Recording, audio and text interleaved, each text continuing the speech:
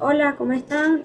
Mi nombre es Marisa Salazar, estudiante del séptimo semestre de Ingeniería Mecánica. Hoy, en la materia corrosión y desgaste, vamos a hablar sobre un tema súper importante en, en este ámbito, que serían los recubrimientos. La corrosión representa uno de los mecanismos de degradación física y química más severos en la infraestructura metálica global, generando pérdidas económicas multimillonarias e incalculables riesgos estructurales. Ante la inevitabilidad de la interacción entre los metales y los medios corrosivos del entorno, resulta indispensable la implementación de barreras protectoras y tecnologías de ingeniería de superficies capaces de aislar el sustrato y prolongar la vida útil de los componentes. Aquí es donde entra en juego el recubrimiento. Estos se definen como una capa delgada de material sólido sobre una superficie que proporciona propiedades protectoras, decorativas o funcionales mejoradas. Esta se coloca sobre un activo para aislarlo físicamente del entorno corrosivo. Ahí es cuando podemos decir que nuestro recubrimiento actúa como una barrera protectora. Existen distintos tipos de recubrimientos. Podemos empezar nombrando los recubrimientos metálicos. Estos son una capa de metal que se coloca sobre otro sustrato para protegerlo. Atendiendo a la forma en la que protegen a la superficie, pueden distinguirse dos tipos de recubrimientos metálicos. Primeramente, los recubrimientos nobles. Estos utilizan metales más nobles que el metal base.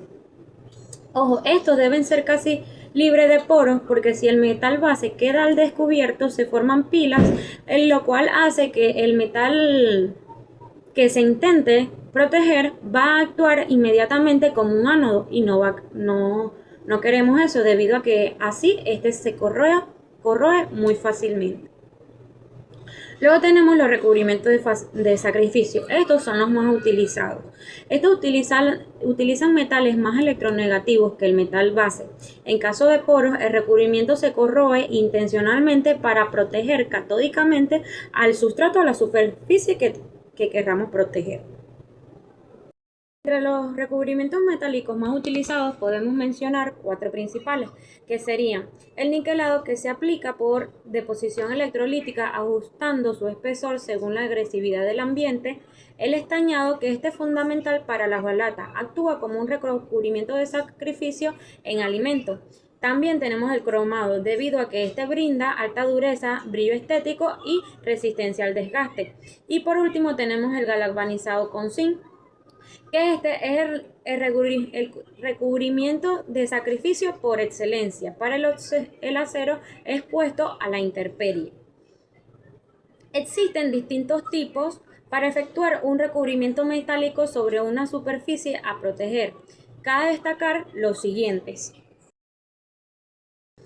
Ya dejando atrás los recubrimientos metálicos, podemos pasar a los recubrimientos inorgánicos no metálicos. Estos utilizan aglutinantes inorgánicos como silicato o fosfato para crear escudos térmicos, químicos y anticorrosivos de alta dureza.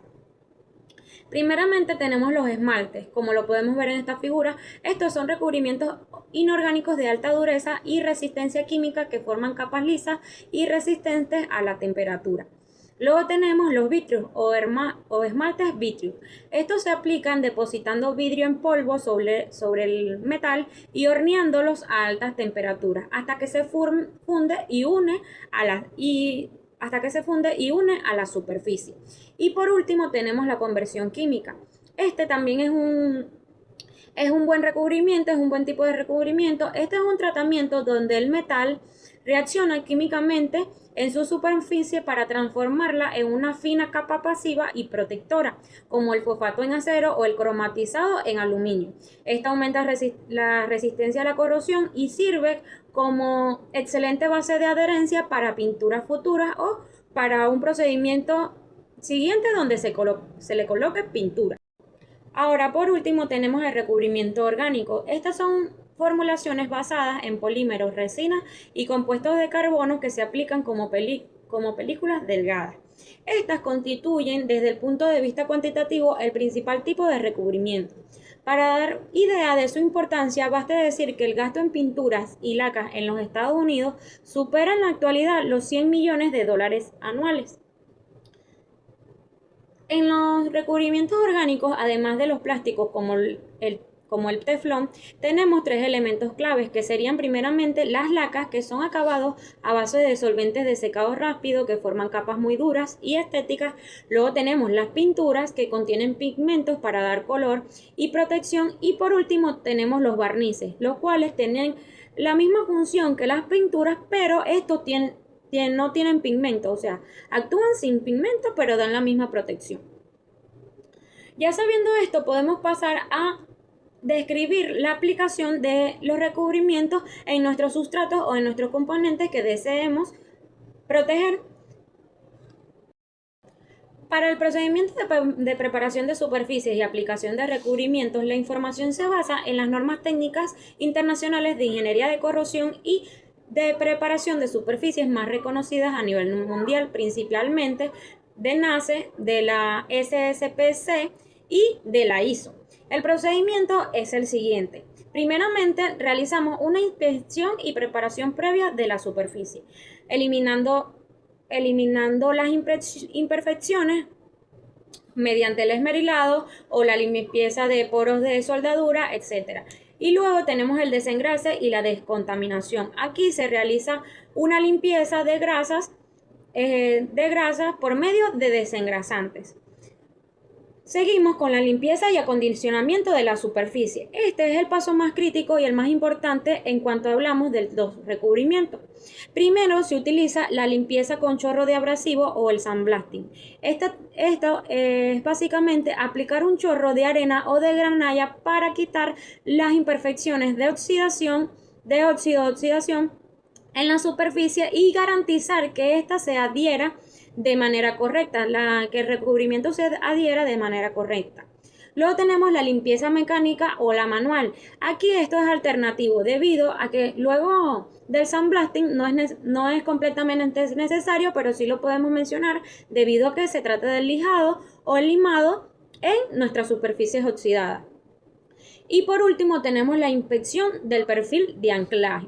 Básicamente es la medición de la rugosidad. Estándares nos dicen que la rugosidad deberá estar entre los 75 y las 25 micras.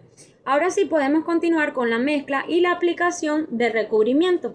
Debemos de garantizarnos que nuestro metal esté por lo menos 3 grados Celsius por encima de la temperatura de punto de rocío.